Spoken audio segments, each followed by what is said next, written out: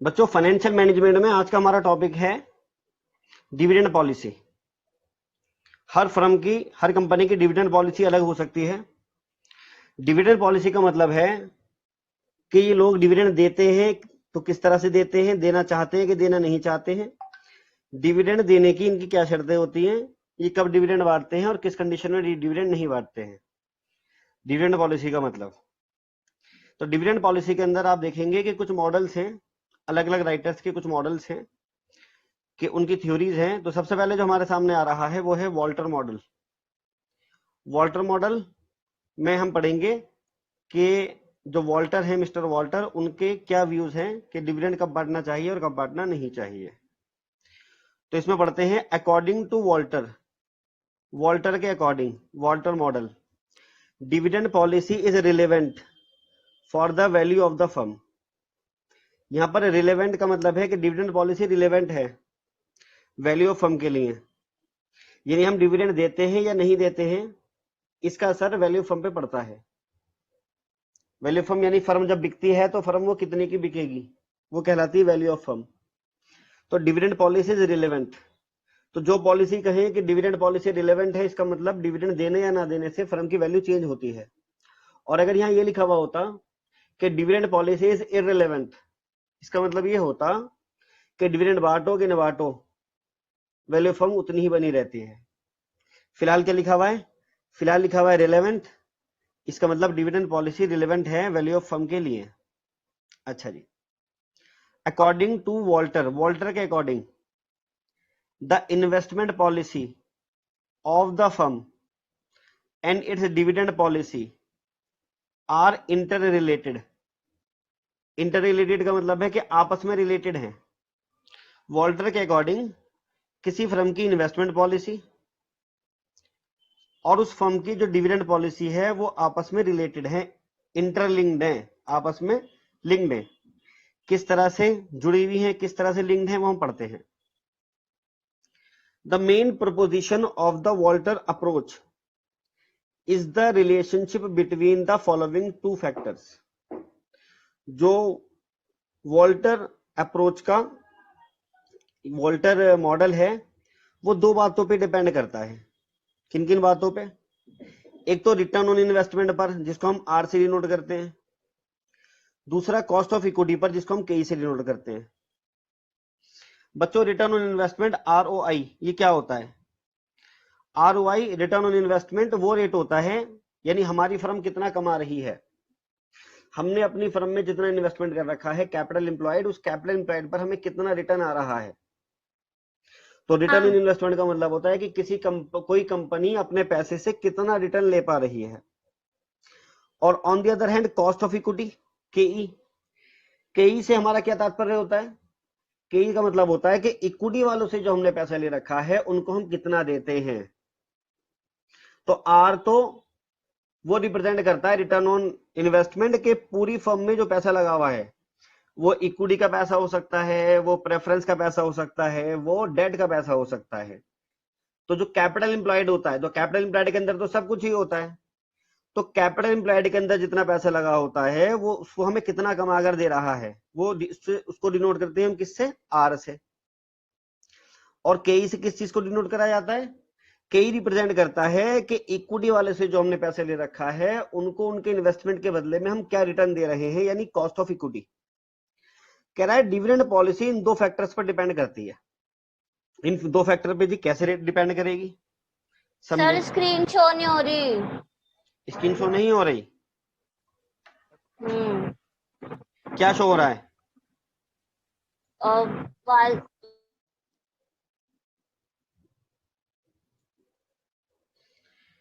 मेरे में तो शो हो रही है। अब हुई? अब आई स्क्रीन?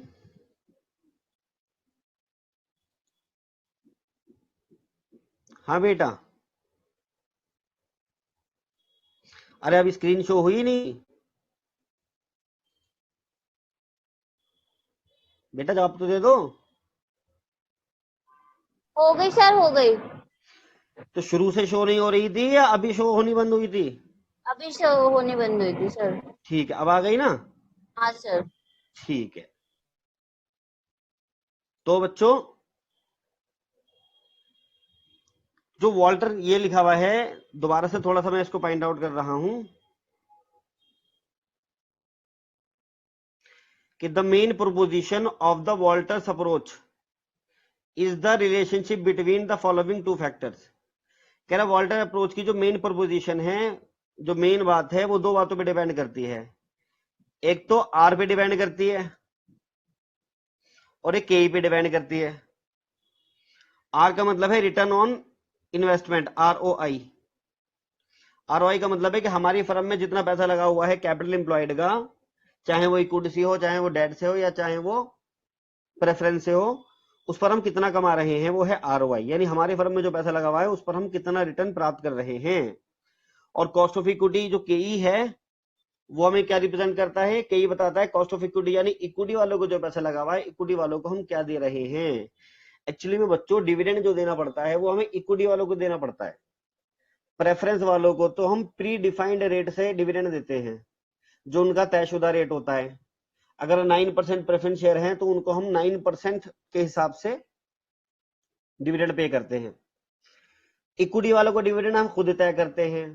ज्यादा प्रॉफिट हुआ है तो इक्विटी वालों को डिविडेंड ज्यादा होता है, कम प्रॉफिट हुआ है तो इक्विटी वालों को डिविडेंड कम होता है, प्रॉफिट ही नहीं हुआ है तो इक्विटी वालों को डिविडेंड होता ही नहीं है। तो ये बोल रहे हैं कि डिविडेंड पॉलिसी दो चीजों पे डिपेंड करती है। डिविडेंड पॉलिसी एक तो डिपेंड करती है किस पर? कई आर पर, यानी कि जो रिटर्न ऑन इन्वेस्टमेंट है, ROI। और दूसरा डिपेंड करती है ये केई पर, यानी कॉस्ट ऑफ इक्विटी। किस तरह से समझो जरा। पहली कंडीशन है आपके सामने कि if R is greater than K E, अगर आर बड़ा है केई से। आर का मतलब क्या? जो हमारी फर्म में हम कमाई कर रहे हैं। केई का मतलब क्या? इक्विटी वालों को जो हम उनके इन्वेस्टमेंट के बदले में रिटर्न दे रहे हैं। अगर आर बड़ा है केई से तो कहता है the dividend pay out ratio should be 0। तो डिविडेंड पे आउट रेशियो 0 होना चाहिए। And retention ratio should be 100%, और रिटेंशन रेशियो होना चाहिए 100%। समझे जरा, मैं आपको जरा समझाता हूं। तीन कंडीशन अलग अलग है हमारे पास। यह है हमारा आर। आर का मतलब ROI, रिटर्न ऑन इन्वेस्टमेंट। यह है हमारा केई। आर का मतलब क्या है कि हमने कंपनी में जो पैसा लगा रखा है तो हमारी कंपनी हमें कितना कमा कर दे रही है। और केई का मतलब क्या है कि इक्विटी वालों को हम कितना दे रहे हैं। पहली कंडीशन आई हमारे सामने, मान लो अगर आर तो है 12% और केई है 10%, तो हम बोलेंगे ना कि आर बड़ा है केई से। यानी हमने अपनी कंपनी में जो पैसा लगा रखा है वो, हमारी कंपनी तो हमें 12% रिटर्न दे रही है, हमारी कंपनी में हमें 12% प्रॉफिट हो रहा है। और इक्विटी वाले से जो पैसा ले रखा है उनको हमने 10% देते हैं, तो हमारी कंपनी को 2% का फायदा होगा, नहीं होगा? इक्विटी वालों से पैसा लेकर हमने अपनी कंपनी में लगा दिया, हमारी कंपनी में 12% कमा कर देगी उस पर। सर इसका मतलब तो ये होना, मतलब ये हुआ ना कि कॉस्ट जितना हम लगा रहे हैं उससे ज्यादा हमें रिटर्न मिल रहा है। रिटर्न मिल रहा है, हमें 2% का एक्स्ट्रा बेनिफिट मिल रहा है हमारी कंपनी में। ठीक है। अच्छा एक बात बताओ, अगर हम इक्विटी वालों को डिविडेंड नहीं देते हैं तो वो डिविडेंड का पैसा भी कंपनी में री इन्वेस्टेड माना जाएगा, और कल को इक्विटी वाले अपने डिविडेंड के पैसे पे भी हमें इससे डिविडेंड क्लेम करेंगे। वो कहेंगे हमारा इन्वेस्टमेंट बढ़ गया। फॉर एग्जाम्पल 1 लाख रुपए का लगा रखा है मैंने आपसे, आप इक्विटी वाले हैं, मैंने आपसे 1 लाख रुपए ले लिए, आपका इन्वेस्टमेंट फ्री मेरी फर्म में 1 लाख हो गया। मुझे डिविडेंड देना था 10% आपको। 1 साल बीत गया, आपने कहा सर 1 लाख रुपए पर 10% के अकॉर्डिंग हमें 10,000 रुपए दे दो। अगर मैंने डिविडेंड आपको नहीं दिया कि नहीं बेटा मैं ना, हम फर्म में इन्वेस्टमेंट कर रहे हैं आपके पैसे का, हम फर्दर इन्वेस्टमेंट कर रहे हैं, आपके डिविडेंड के पैसे को हमने फर्म में री इन्वेस्ट कर दिया, आप डिविडेंड मत लो अभी। आपने कहा ठीक है सर, क्योंकि आज नहीं कल, कल नहीं परसों मिलेगा। तो फिर तो आप क्या सोचोगे, अब मेरा फर्म में इन्वेस्टमेंट 1,10,000 हो गया। कल को आप अपने जो डिविडेंड क्लेम करेंगे फ्यूचर में फ्यूचर में डिविडेंड क्लेम करेंगे आप कितने पर, 1,10,000 पर। हम्म। तो डिविडेंड ना बांटकर एक तरह से मैंने अपने ऊपर लाइबिलिटी बढ़ा ली। हाँ। लेकिन अगर मेरी फर्म में विन विन सिचुएशन है, यानी मैं तो कमा रहा हूँ 12% हमारी कंपनी में, हाँ। और जिससे पैसा लेता हूँ मैं उसको देना पड़ता है 10%, तो कितने बचा जाता हूँ मैं, 2%। 2% फायदा हो जाता है। उसी में तो से मैं दोबारा डिविडेंड नहीं डिविडेंड। बांटूंगा, मैं आपके पैसे को फर्म में री इन्वेस्ट करूंगा, क्योंकि मैं उस वाले पैसे पे भी 2% कमा लूंगा। और सही है। है ना। अब सुनो, एक होता है डिविडेंड पे आउट रेशियो, एक होता है डिविडेंड पे आउट रेट। पे आउट रेशियो, और एक होता है रिटेंशन रेशियो।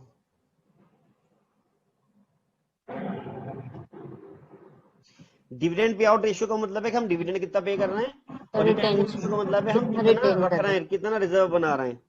अगर हमारा डिविडेंड पे आउट रेशियो 100% है, हम सारा का सारा डिविडेंड बांट देते हैं, तो हमारा रिटेंशन रेशियो 0% हो गया।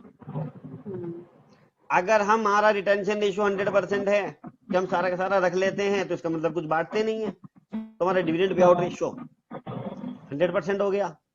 ये 50 है तो ये 50 हो गया, ये 60 है तो ये 40 हो गया, और ये 40 है। क्लियर है। हाँ सर। तो यानी डिविडेंड पे आउट रेशियो का मतलब है कि हम कितना प्रॉफिट बांट देते हैं, और रिटेंशन रेशियो का मतलब है कितना प्रॉफिट हम नहीं बांटते हैं बल्कि रख लेते हैं, फर्म में रिजर्व बना लेते हैं और उसको फर्म में री इन्वेस्ट कर देते हैं, रिटेन करके रिटेन रीइन्वेस्ट। करके रख लेते हैं। पहली कंडीशन क्या देखी आपने, पहली कंडीशन में कहता है कि अगर आर बड़ा है केई से, हाँ। तो आर अगर बड़ा है केई से, तो मैं थोड़ा सा यहाँ पर चेंज कर रहा हूँ इसको, जस्ट मिनट को। आर अगर कम है। तो मैंने यहाँ पर कॉलम बना लिया, ये बनाया मैंने डिविडेंड पे आउट रेशियो, और दूसरा बनाया मैंने रिटेंशन। Retention ratio. तो अपनी फर्म में पैसे लगाने से फायदा हो रहा है ना, अब हमें, हम ले रहे हैं तो कर रहे थे 10% पर, हमारी कंपनी में कमा के दे रही 12% पर, और हमें 2% का फायदा हो रहा है। कंपनी तो को। कह रहा है कि अगर हमारा आर बड़ा है केई से, तो हमें डिविडेंड बांटना नहीं चाहिए, बल्कि उस पैसे को अपनी फर्म में री इन्वेस्ट करना चाहिए। तो हमारा डिविडेंड पे आउट रेशियो 0% होना चाहिए, हम डिविडेंड नहीं बांटेंगे, और वो हम सारा का सारा 100%। पैसा बचा लेंगे, फर्म में रख लेंगे, फर्म में इन्वेस्ट कर देंगे। क्लियर है। Yes sir. On the other hand second condition, मान लो केई वालों से ले रखा है 10%, बट हमारी कंपनी कमा के दे रही है हमें 8%, मतलब तो हमें कर देंगे डिविडेंड हमने बांटना चाहिए। 10% पर, अपनी फर्म में पैसे लगा दिए, है ना।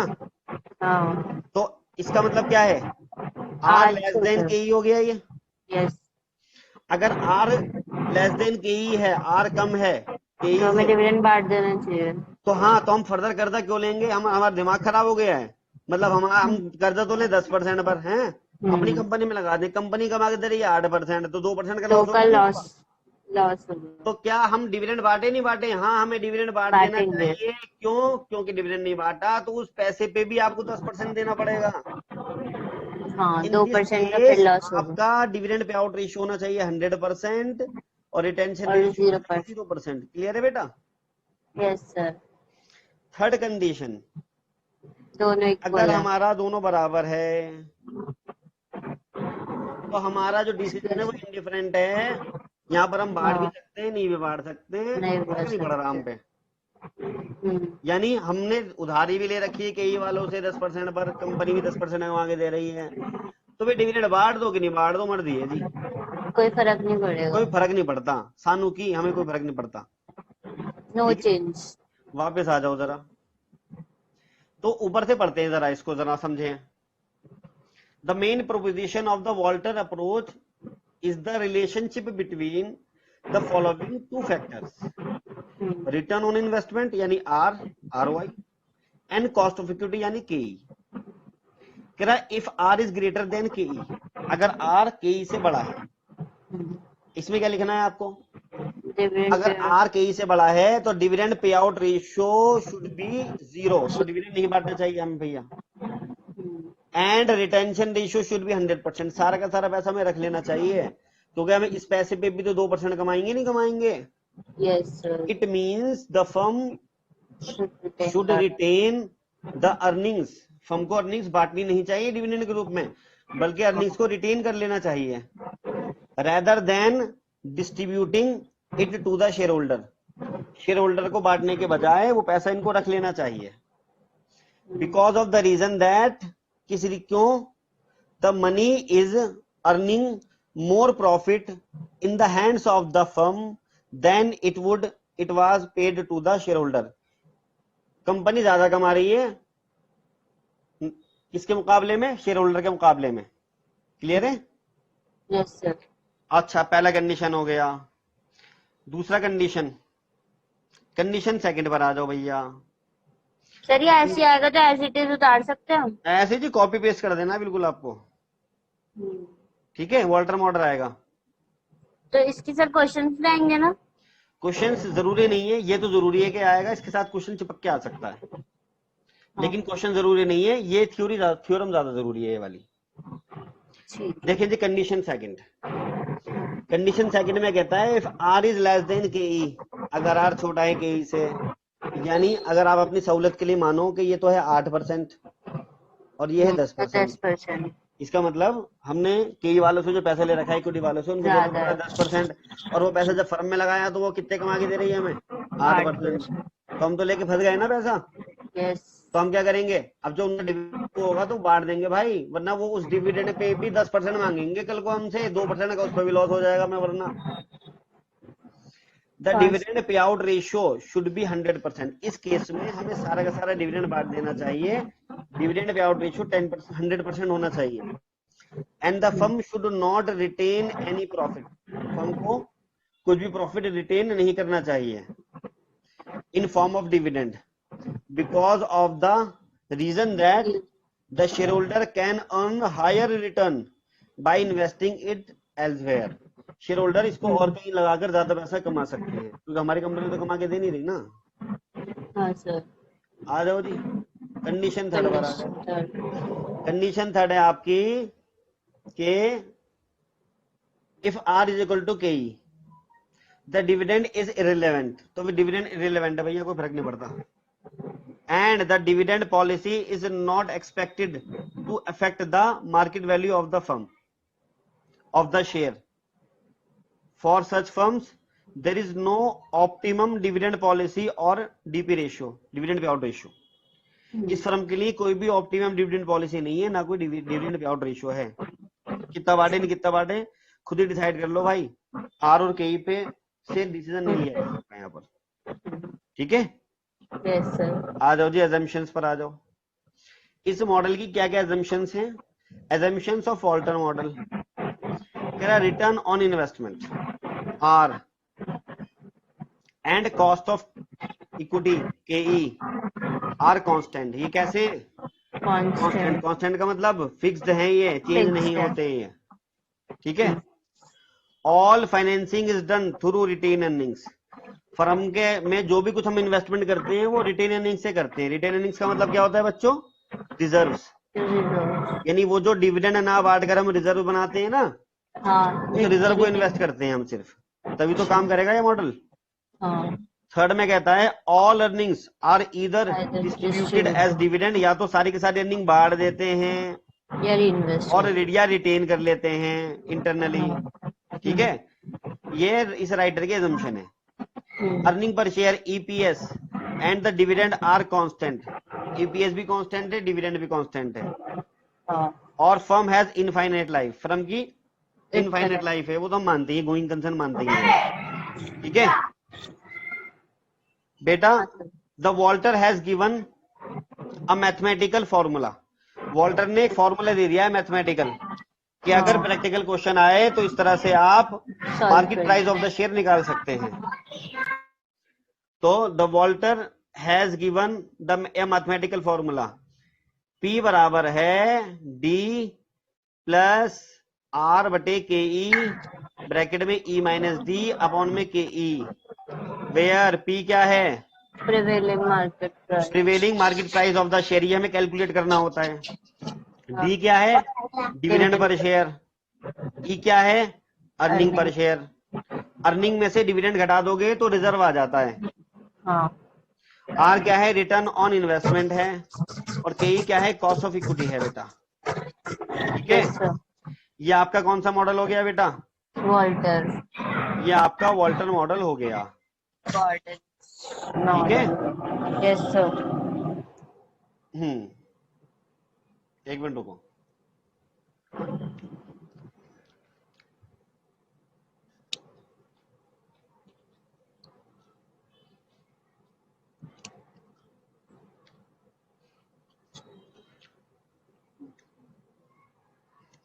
तो वॉल्टर साहब क्या कह रहे थे, समझ में आ गया आपके? Yes sir. अब इनकी सुन लेते हैं। किनकी? गॉर्डन। गॉर्डन की। गॉर्डन की। Gordon model. हमारा चैप्टर चल रहा है dividend policy.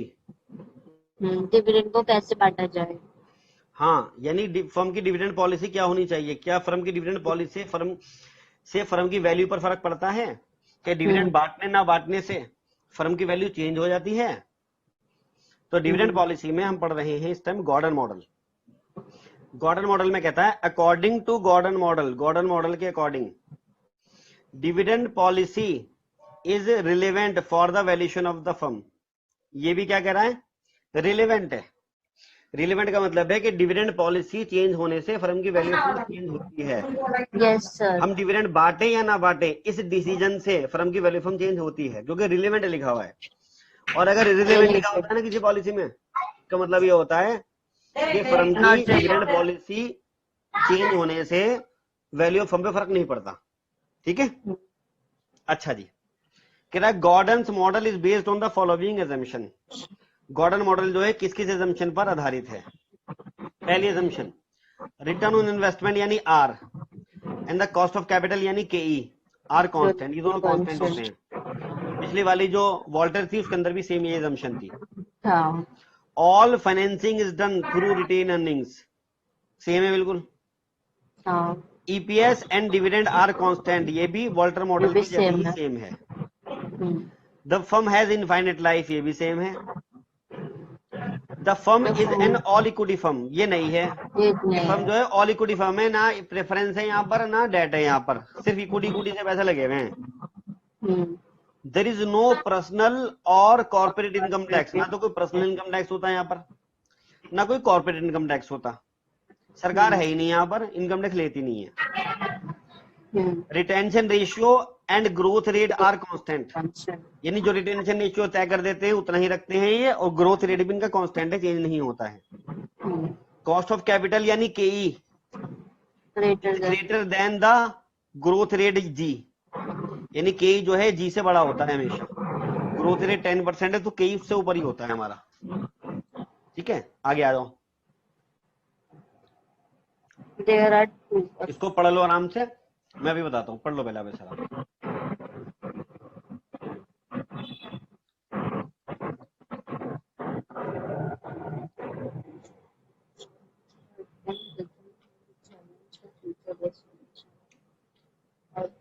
These actions on the founder investor would always prefer the first option, that is distribution of the current dividends, rather than its retentions by the firm for distribution of the dividend in the future. This is because of the reason that the future dividends is uncertain, both with respect to the amount as well as timings. The retained earnings are considered to be a risky option.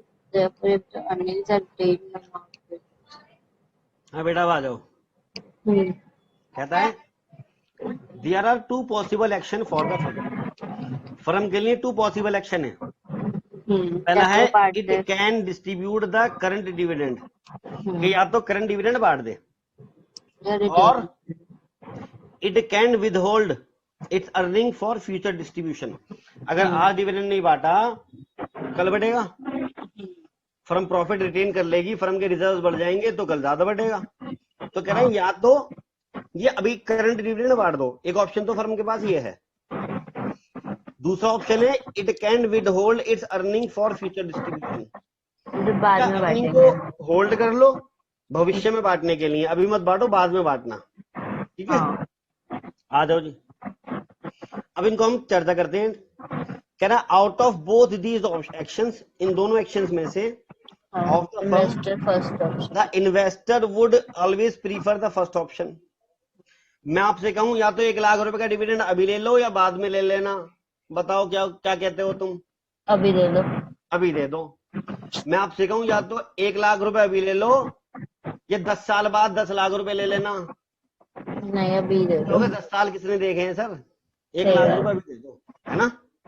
सही बात। तो out of the both these actions of the firm the investor would always prefer the first option. First option क्या है? That is the distribution of the dividend rather than its retention by the firm for the distribution of the dividend in the future. Clear है? Yes sir. This is because of the reason that the future dividend is uncertain. क्योंकि future जो है uncertain है, बाद में बांटेंगे भाई, बात किसने देखी है? सही कि नहीं? बात का तो भरोसा नहीं है ना किसी का। पैसे का भी भरोसा नहीं है। हाँ, because of the reason that the future dividend is uncertain, ये फ्यूचर डिविडेंड अनसर्टेन है, both with respect to the amount as well as the timing.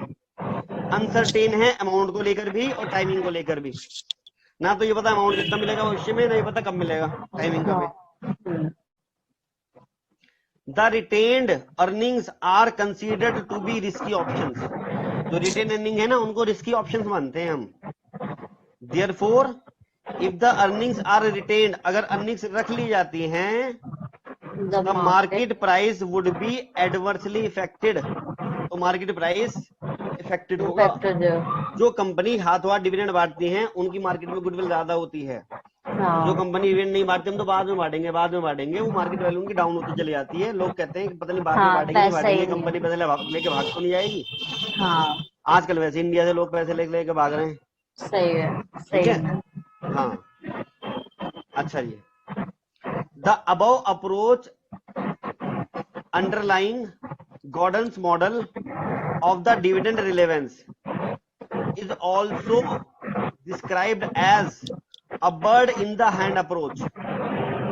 A bird in the hand approach. एक फ्रेज होता है English के अंदर कि a bird in hand is better than two in bush.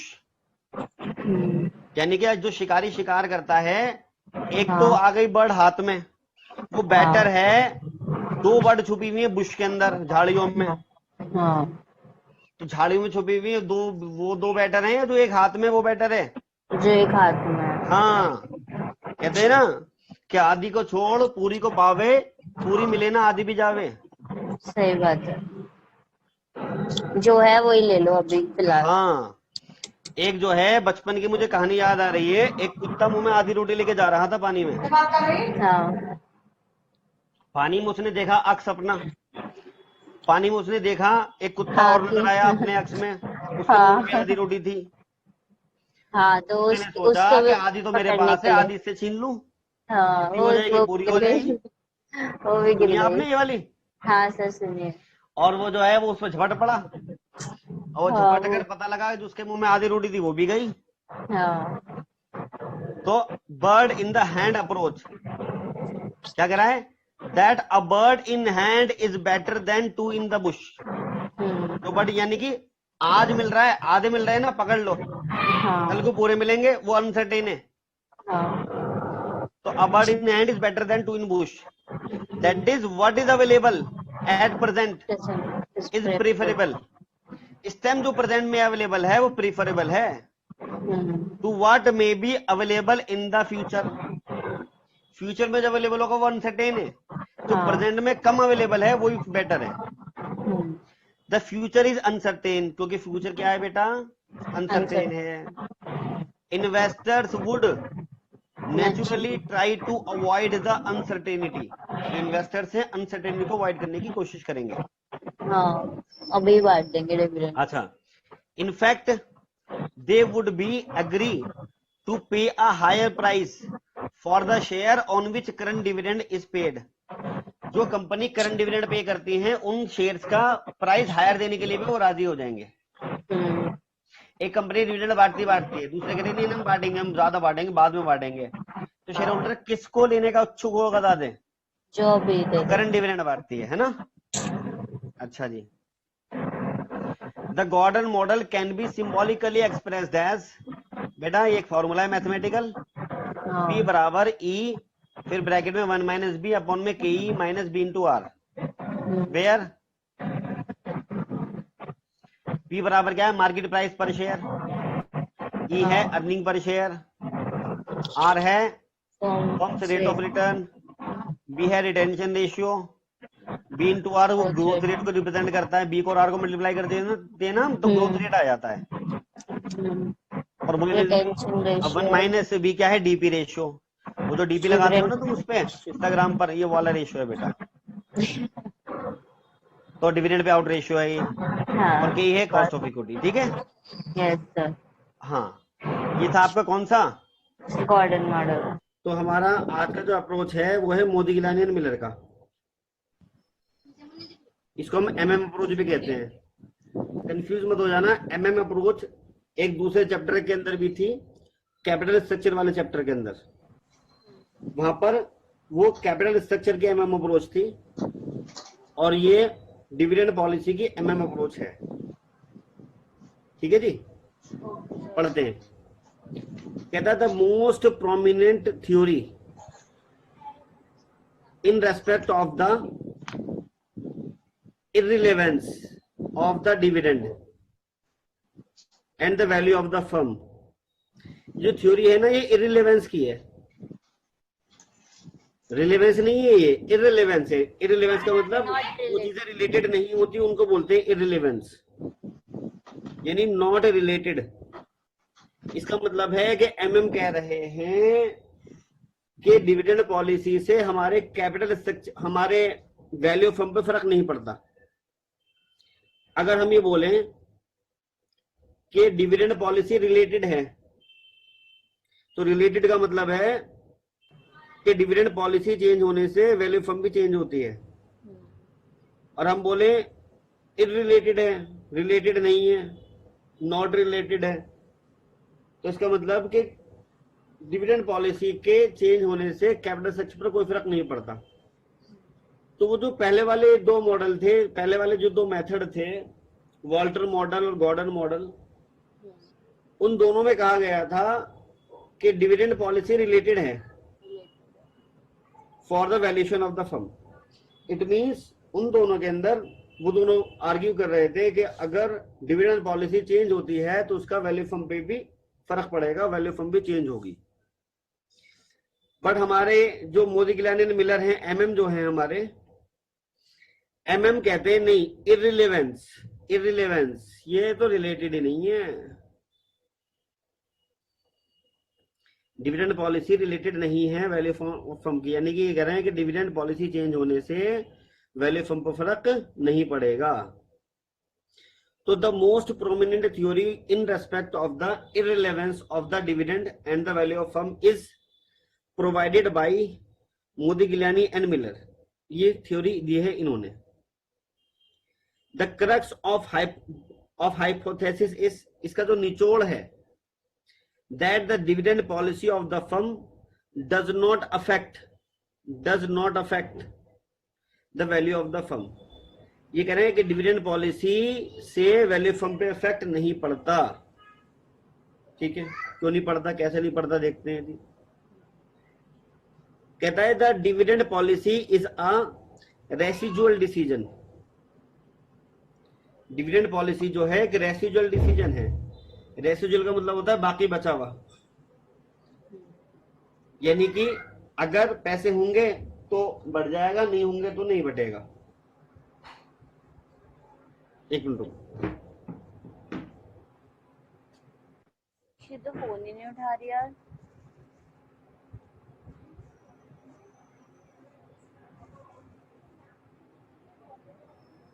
Isha, कोई दीप्ति वगैरह नहीं आती क्या?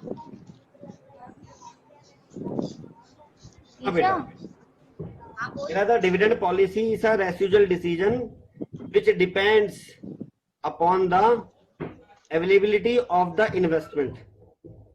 कह रहे जो डिविडेंड पॉलिसी है वो डिपेंड करती है किस पर, अवेलेबिलिटी ऑफ इन्वेस्टमेंट अपॉर्चुनिटीज, कि अगर हमारे पास इन्वेस्टमेंट अपॉर्चुनिटीज हैं तो हम इन्वेस्टमेंट अपॉर्चुनिटीज में पैसा लगाएंगे, और अगर फर्म के पास इन्वेस्टमेंट अपॉर्चुनिटीज नहीं है तो भैया फिर हम डिविडेंड बांट देंगे, पैसा रख के करेंगे क्या। तो दोबारा पढ़ रहा हूं, the dividend policy is a residual decision which depends upon the availability of the investment opportunities of the firm. If a firm has sufficient investment opportunities, अगर किसी फर्म के पास सफिशिएंट इन्वेस्टमेंट अपॉर्चुनिटीज हैं, इट विल नॉट पे dividend, तो ये firm dividend नहीं देगी। समझ रहे हैं आप, इन्वेस्टमेंट अपॉर्चुनिटीज होती क्या है, यानी कि पैसा कहीं लगाने के अवसर। फॉर एग्जाम्पल मेरे पास 1 लाख रुपए आ जाए तो मैं अपने बिजनेस में लगा दूं, तो ये मेरे पास एक इन्वेस्टमेंट अपॉर्चुनिटी है। पर आपके पास 1 लाख रुपए आ जाए और आपके पास कहीं लगाने के लिए नहीं कि हम कहाँ लगाएं उसको, तो इसका मतलब आपके पास इन्वेस्टमेंट अपॉर्चुनिटी नहीं है। तो ये कह रहे हैं कि जिन फर्म्स के पास इन्वेस्टमेंट अपॉर्चुनिटीज होती हैं वो डिविडेंड नहीं बांटती, बल्कि वो डिविडेंड ना बांटकर उस पैसे का रिजर्व बनाकर उस पैसे को उन इन्वेस्टमेंट अपॉर्चुनिटीज में लगाती हैं। सर बट डिविडेंड तो मतलब हम अपने कंपनी के जो मेंबर्स होते हैं। और बेटा आपकी आवाज बहुत धीमे आ रही है मुझे। सर डिविडेंड तो हम कंपनी के मेंबर्स को देते हैं ना, तो फिर उनको नहीं देंगे हम। हाँ, डिविडेंड हम कंपनी के शेयर होल्डर्स को देते हैं। हाँ। और डिसीजन मेकर शेयर होल्डर ही तो होते हैं। फॉर एग्जाम्पल आप, मैं और ईशा जो है 3 शेयर होल्डर हैं, और हमने बहुत सारा प्रॉफिट कमाया, तो एक तरीका तो है कि सारा प्रॉफिट हम 3 जने बांट के ले जाएं, वरना डिसीजन मेकर भी तो हम ही हैं। हमने कहा यार अपनी कंपनी को ग्रो करना है, ऐसे करते हैं डिविडेंड नहीं बांटते हैं, बल्कि हम अपनी कंपनी में इन्वेस्टमेंट कर देते हैं और नई मशीनरीज खरीद लेते हैं। कल को ज्यादा बड़ी कंपनी हो जाएगी तो वो भी तो अपनी ही है, समझ रहे हो। तो अगर हम अपनी कंपनी में ही री इन्वेस्ट कर देंगे उस पैसे का, तो हमारी एक तरह से हमारा जो नेट एसेट्स वैल्यू है वो बढ़ जाएगी, नहीं बढ़ जाएगी फर्म की। और कल को कंपनी के एसेट ज्यादा होंगे तो हमारे हिस्से में भी तो ज्यादा ही आएंगे। तो डिसीजन मेकर भी तो शेयर होल्डर ही है। तो ये कह रहे हैं कि इन्वेस्टमेंट अपॉर्चुनिटीज होती हैं तो हम डिविडेंड नहीं बांटते। तो ये कह रहा है it depends upon the availability of the investment opportunities of the firm. If the firm has sufficient investment opportunities it will not पे डिविडेंड, तो ये डिविडेंड पे नहीं करेंगी। एंड रिटेन अर्निंग्स, और अर्निंग रिटेन कर लेंगी टू फाइनेंस देम, उन investment opportunities को फाइनेंस करने के लिए उस अर्निंग को रिटेन कर लिया जाएगा। बेटा एक मिनट,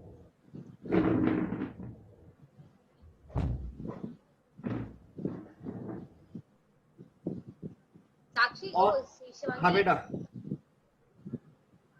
कह रहे ऑन द कॉन्ट्रेरी, यानी on the other hand, if there are inadequate investment opportunities, और कह रहा है अगर यहां पर इनएडुकेट इन्वेस्टमेंट अपॉर्चुनिटीज होंगी, इसका मतलब है कि इन्वेस्टमेंट अपॉर्चुनिटीज कम है, कह रहा है dividend will be declared, dividend बांट दिया जाएगा टू डिस्ट्रीब्यूट द अर्निंग्स।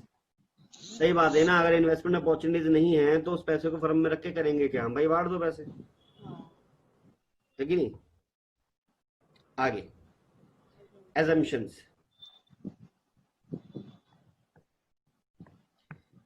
में the MM hypothesis is based on the following assumptions.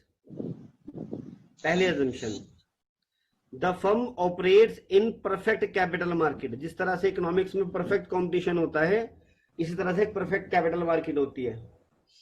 The firms operate in perfect capital market where investors behave rationally, information is freely available to all, और सभी information सभी को available होती है। आजकल तो internet का जमाना है, सारी इंफॉर्मेशन सबको फ्री में अवेलेबल है। देयर आर नो टैक्सेस, यहाँ कोई टैक्सेस नहीं है। दूसरी assumption, the firm has a fixed investment policy which does not change, और फर्म के पास एक फिक्स्ड इन्वेस्टमेंट पॉलिसी है जो चेंज नहीं होती। Logic behind MM approach theory, कि MM थ्योरी के बिहाइंड अप्रोच क्या है। अच्छा एक बात बताओ बेटा, हाँ सर। आपके किसी कंपनी के अंदर 1 लाख रुपए के शेयर हैं और आपने 10,000 रुपए का आपका डिविडेंड बैठा। अगर 10,000 का डिविडेंड आप ले लेते हैं तो आपका फर्म में इन्वेस्टमेंट कितना रह जाएगा? 1 लाख। हाँ जी। और अगर आप 10,000 का डिविडेंड नहीं लेते हैं तो फर्म के वो पैसा फर्म में ही इन्वेस्ट हो जाता है। हाँ 11 तो आपका एक तरह से इन्वेस्टमेंट फर्म में 1,10,000 हो गया और फर्म के एसेट्स भी बढ़ गए, हाँ है ना। तो आपके जो शेयर की मार्केट वैल्यू बढ़ जाएगी, वही एसेट बढ़ेंगे तो शेयर की मार्केट वैल्यू बढ़ेगी। और आपके शेयर की मार्केट वैल्यू पहले टोटल 1 लाख थी, अब वो बढ़कर हो गई 1,10,000। तो बात वहीं की वहीं आ जाती है। जिन फर्म्स के पास ज्यादा रिजर्व्स होते हैं, जो कंपनी अमीर होती है, उनके शेयर की मार्केट वैल्यू अप होती है, ऊपर जाती है। और जिस फर्म के पास रिजर्व्स नहीं होते हैं उनकी डाउन जाती है। ठीक है। मान लो आपके पास 10% शेयर है किसी कंपनी के और वो 10% 1 लाख रुपए की मार्केट वैल्यू रखते हैं, है ना। डिविडेंड बढ़ जाता है तो आपकी मार्केट वैल्यू 1 लाख ही रहेगी। और 10,000 का डिविडेंड अगर नहीं बढ़ा तो आपकी मार्केट वैल्यू 1,00,000, 10% शेयर की मार्केट वैल्यू 1,10,000 हो गई। तो बात तो वहीं की वहीं आ गई, क्योंकि वो डिविडेंड आज नहीं तो कल बढ़ेगा, कल नहीं तो परसों बढ़ेगा, रिजर्व्स के रूप में फर्म के पास रहता है। अब यहां पर देखो logic behind this MM theory. MM theory का लॉजिक क्या है? कह रहा है देयर आर 2 पॉसिबल अल्टरनेटिव्स। यहां पर 2 पॉसिबल अल्टरनेटिव है। क्या क्या? पहला अल्टरनेटिव है कि firm can retain its earning to finance investment opportunities. कि फर्म जो है अपनी अर्निंग्स को रिटेन कर लेगी, रख लेगी, to finance investment opportunities, investment opportunities में पैसा लगाने के लिए। Firms can retain its earnings to finance investment opportunities. पहला ऑप्शन तो यह है कि भाई डिविडेंड मत बांटो और डिविडेंड का पैसा इन्वेस्टमेंट अपॉर्चुनिटीज को फाइनेंस करने के लिए रख लो। और दूसरा विकल्प क्या है फर्म के पास? फर्म के पास दूसरा विकल्प है कि firm can distribute the earnings. कि फर्म क्या है, अर्निंग बांट देगी to share holders as dividends and raise an equal amount externally inform तो किया नहीं, टू अगर इशू ऑफ न्यू तो शेयर्स तुम नहीं रहा। For financing investment opportunities. इसके एजम्पशन में बताया गया है कि फर्म के पास जो है फिक्स इन्वेस्टमेंट अपॉर्चुनिटीज हैं। इन दोनों ही केस में ये मान रहे हैं कि इन्वेस्टमेंट अपॉर्चुनिटीज हैं। अगर फर्म के पास इन्वेस्टमेंट अपॉर्चुनिटीज हैं तो फर्म के पास 2 विकल्प हैं उस इन्वेस्टमेंट अपॉर्चुनिटी में पैसा लगाने के लिए। या तो डिविडेंड मत बांटो और डिविडेंड का पैसा इन्वेस्टमेंट अपॉर्चुनिटीज में लगा दो, पहला विकल्प। दूसरा विकल्प है कि डिविडेंड बांट दो और अलग से शेयर इशू कर लो। फिर भाई पैसा तो चाहिए और शेयर का पैसा लगा दो इन्वेस्टमेंट अपॉर्चुनिटीज को फाइनेंस करने के लिए। 2 ऑप्शन है। अब यहां पर जो है सबसे पहले पहली बात कर रहे हैं। पहली बात में कहता है, ये पहली बात है कि if the firm select the first alternative. अगर फर्म फर्स्ट अल्टरनेटिव सिलेक्ट करती है, जरा बताना फर्स्ट अल्टरनेटिव क्या है? फर्स्ट अल्टरनेटिव था ये वाला ग्रीन वाला कि firm can retain its earnings to finance the investment opportunities. Firm ने अर्निंग्स रख ली to finance the investment opportunities. If the firm select the first alternative, अगर फर्म फर्स्ट अल्टरनेटिव सिलेक्ट करते हैं तो it will not pay any dividend. तो ये firm कोई डिविडेंड नहीं देगी and will retain the earnings to finance investment program. If a shareholder want cash, he can create a homemade dividend by selling a part of the shares at market price. The shareholder will have less number of shares. Neither the firm nor the shareholder losses or gains due to this transaction. The value of the firm remains the same due to the exchange of the shares among the share holders. इसका मतलब क्या हुआ समझो जरा। बेटा मेरी आवाज आ रही है क्लियर सबको? Yes sir. ठीक है। अब सुनो, ये कह रहा है कि अगर फर्म फर्स्ट अल्टरनेटिव चुनती है फर्स्ट अल्टरनेटिव क्या था, ऊपर देखो ग्रीन वाला बीच में Direct pay नहीं करना लिखा हुआ है, firms can retain its earning to finance investment opportunities, कि फर्म ने क्या करा, अपनी अर्निंग को रिटेन कर लिया, अपने पास ही रख लिया, डिविडेंड नहीं बांटा, हाँ, to finance the investment opportunities. तो यहाँ कह रहा है कि if the firm select the first alternative, अगर फर्म फर्स्ट अल्टरनेटिव सिलेक्ट करती है, होल्ड करना बेटा,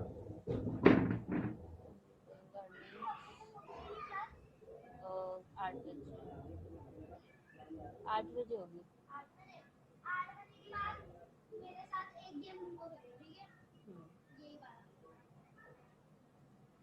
If a shareholder wants cash, he can create a homemade dividend by selling a part of his shares at market price. The shareholder will have less number of shares. Okay, neither the firm nor the shareholder losses or gains due to this transaction. The value of the firm remains the same due to exchange of shares among shareholders. हाँ बेटा, अगर ये first alternative चुनते हैं तो ये क्या कह रहा है कि if the firm select the first alternative, हाँ, फर्स्ट अल्टरनेटिव था कि उन्होंने डिविडेंड नहीं बांटा, बल्कि उस डिविडेंड के पैसे को इन्वेस्टमेंट अपॉर्चुनिटीज को फाइनेंस करने के लिए रख लिया। तो मैं पढ़ रहा हूं दोबारा से, if the firm select the first alternative it will not pay any dividend and will retain the earnings to finance the investment program. अपने इन्वेस्टमेंट प्रोग्राम को फाइनेंस करने के लिए उन्होंने अर्निंग को रिटेन कर लिया। If the share holder want cash, अगर शेयर होल्डर कैश चाहता है तो he can create a home made dividend, तो एक होम मेड डिविडेंड वो बना सकता है by selling a part of the shares, share का एक हिस्सा बेचकर एट मार्केट प्राइस।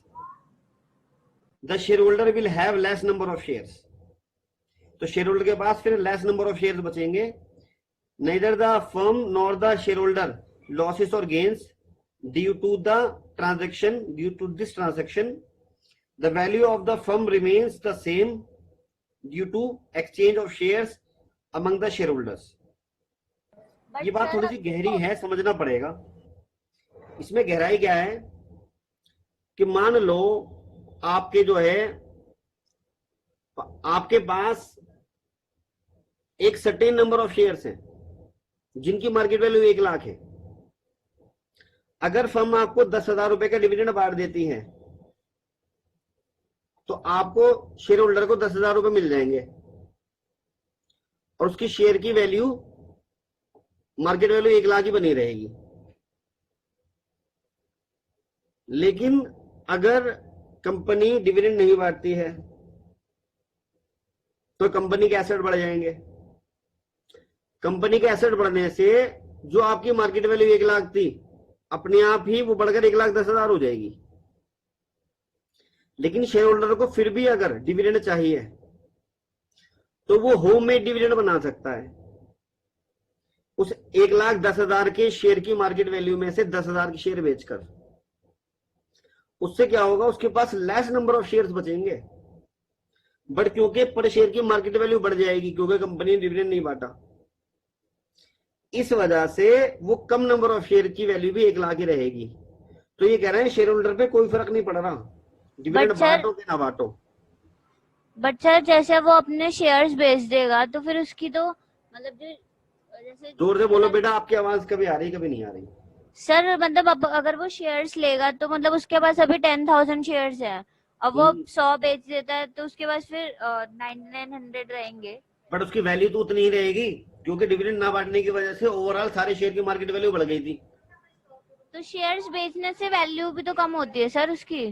बेटा सुनो जरा, बोलो। आपके पास 1 लाख रुपए के शेयर थे, हाँ और आपको 10,000 का कंपनी से डिविडेंड मिलता, हाँ ठीक है, तो डिविडेंड मिलने के बाद आपके पास 10,000 तो कैश आता और 1 लाख की मार्केट वैल्यू के शेयर रहते। क्लियर है?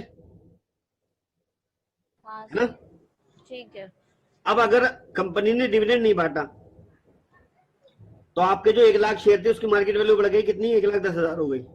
हाँ आपने उसमें से थोड़े से शेयर बेच दिए जिसकी मार्केट वैल्यू 1,10,000 थी, हाँ तो अभी भी तो आपके पास उतने शेयर है जिनकी मार्केट वैल्यू 1 लाख है और 10,000 कैश है। तो आपने होम मेड डिविडेंड बना लिया, इसको बोलते हैं होम मेड डिविडेंड। जैसे लॉकडाउन में घर पे तुम वो बना रहे हो ना कुकर के अंदर केक, हाँ। ऐसी होम मेड डिविडेंड बना लिया आपने। क्लियर है? Yes, sir. तो कह रहा है ये ना तो फर्म शेयर होल्डर पे कोई फर्क पड़ेगा, ना फर्म की मार्केट वैल्यू पे फर्क पड़ेगा, क्योंकि पहले शेयर किसी और के पास थे, फिर किसी और के पास है। कंपनी पे तो कोई फर्क नहीं पड़ेगा ना। अगर आप अपने शेयर का अपने फ्रेंड को भेज देते हो तो कंपनी में फर्क नहीं पड़ता कुछ। कंपनी के लिए तो उसके शेयर ही है ना। अब आ जाओ सेकंड ऑल्टरनेटिव पर कि फर्म अगर डिविडेंड बांट देती है। कह रहा है if the firm select the second alternative, अगर फर्म सेकंड ऑल्टरनेटिव सेलेक्ट करती है, it will pay the dividend to share holders, तो ये शेयर होल्डर को डिविडेंड बांट देगी। If the firm select the second alternative, it will pay the dividend to share holders, तो ये शेयर होल्डर को डिविडेंड बांट देगी। Share holder get cash in their hand, share holder को हाथ में अपने कैश मिल जाएगा। But the firm's assets reduce, but firm के एसेट रिड्यूस हो जाएंगे because of the reduction in the cash, क्योंकि कैश में क्या हो जाएगी, रिडक्शन हो जाएगी balance. As a result present value per share will decline. मैंने आपको जो मिसाल दी थी वो ये दी थी कि बढ़ जाएगी, बट उन्होंने उस केस में तो बढ़ाया नहीं, बट इस केस में घटा दिया। बात वही की वो है। क्या कह रहे हैं कि अगर फर्म डिविडेंड बांटेगी तो उसकी शेयर की वैल्यू, उसके एसेट कम हो जाएंगे, मार्केट वैल्यू रिड्यूस हो जाएगी। Thus what is gained by investor in their in the form of dividend will be neutralized completely by a decline in the value of their asset.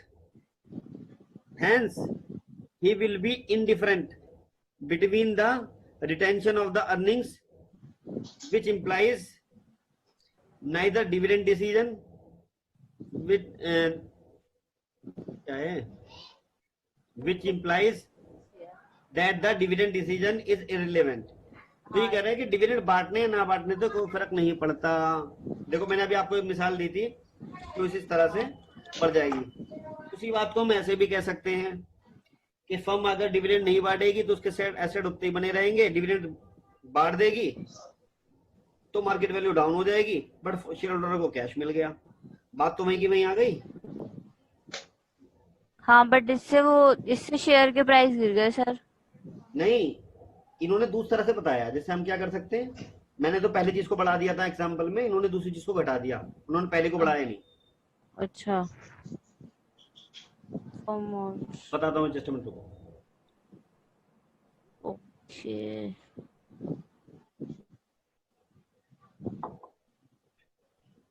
इन्होंने क्या कहा कि जैसे कि पहले केस में फर्म अगर डिविडेंड नहीं बांटती, मान लो कि आपके पास किसी कंपनी के 1 लाख रुपए के शेयर थे जिसकी मार्केट वैल्यू 1 लाख है ना। और पहले केस में क्या था, 2 कंडीशन थी। ये वाला ना, ये वाली थ्योरी बेटा देर में समझ में आती है थोड़ी सी। पहली कंडीशन में ये वाली कंडीशन, ये तो आ गई first. Firms can retain its earning to finance investment opportunities. उन्होंने डिविडेंड नहीं बांटा और मान लो आपके पास कुछ शेयर है जिसकी मार्केट वैल्यू कितनी है बेटा, 1 लाख है। तो ये कह रहे हैं इस केस में तो 1 लाख ही बनी रही है ना। और दूसरे केस में क्या कह रहे हैं कि जिस केस में firms can distribute the earnings to share holders, कह रहा है इस केस के अंदर क्या होगा, इस केस में 1 लाख वाली मार्केट वैल्यू घटकर 90,000 रह जाएगी, 10,000 का कैश मिल जाएगा आपको। कह रहा है दोनों केस में शेयर होल्डर पे कोई फर्क नहीं पड़ रहा। एक तो ये तो लिखा हुआ है इसके अंदर, ऐसे समझाया मैंने आपको, या हम इसको इस तरह से भी समझ सकते हैं दूसरे शब्दों में कि जो पहला वाला केस है, ये वाला फर्स्ट केस में ये मानो कि अगर डिविडेंड नहीं बटेगा तो मार्केट वैल्यू आपकी 1,10,000 हो जाएगी और आपने थोड़े से 10,000 के शेयर बेचकर 10,000 कैश प्राप्त कर लिया और 1 लाख की आपकी शेयर की मार्केट वैल्यू रही, तो इस केस में 1,10,000 मिले आपको, है ना। और जो दूसरा केस है ये वाला,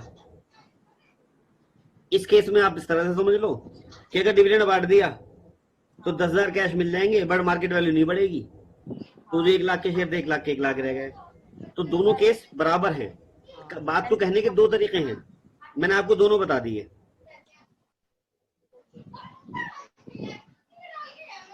आया समझ में क्या? हाँ सर आ गया। हाँ बेटा, और पढ़ोगे और आएगा, नहीं होगा तो मैं समझाऊंगा, कोई दिक्कत नहीं है। आगे कहता है, ठीक है। कह रहा है फॉर्म्स ऑल्सो, यहाँ से पढ़ो, forms also will not affected by the payment of dividend. तो डिविडेंड देने से फर्म भी इफेक्टेड नहीं होगी, because the effect of the dividend payment will be exactly offset by the effect of the raising additional share capital. कह रहा है dividend देने से फर्म को फर्क इसलिए नहीं पड़ेगा क्योंकि जितना डिविडेंड देंगे उतनी हम नई शेयर कैपिटल रेज कर लेंगे, तो वो इफेक्ट खत्म हो जाएगा वाला। ठीक है बेटा, ये था आपका एमएम अप्रोच।